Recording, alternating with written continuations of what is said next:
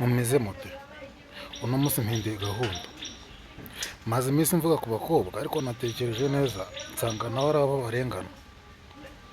Yes, reka mpindure sisiteme. Baravuga ngo abakobwa banywa cyane nk'imodoka zishaje, ariko mu by'ukuri nitwe tubigisha, nitwe tuzibagurira, tukabasohokana tukabagurira inzoga ihenze, bakamenyera gutyo bigatuma bahinduka izo modoka zishaje. Icya kabiri, tuvuga ngo abakobwa barasambana, ariko mu by'ukuri ntabwo bisambanya, nitwe tubasambanya.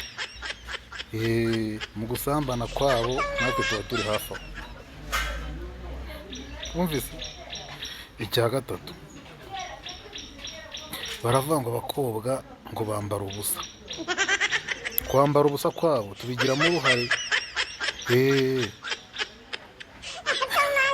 Ati gute? Igihe cyose agutambutseho ukamureba,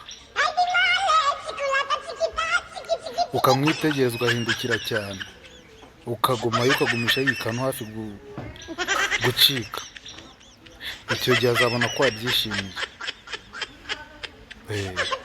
N'undi munsi avuga uti reka nsubizemo ka kenda nigeze kwambara, nkajya ntambuka abantu bagahindukira, uti burya baragashimye reka ngasubizemo. Wumvise?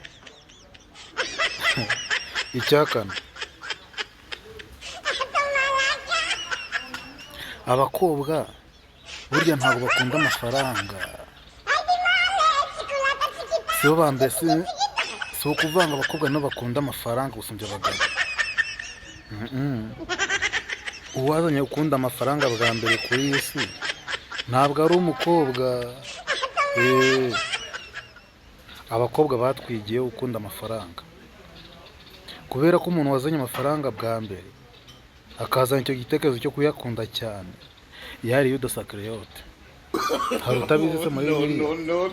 Yuda Sakariyote niwe muntu wakunze amafaranga bwa mbere, bituma n'abakobwa bamwigiraho, mwangiza mukabarenganya. We muhindure paje. Wumvise?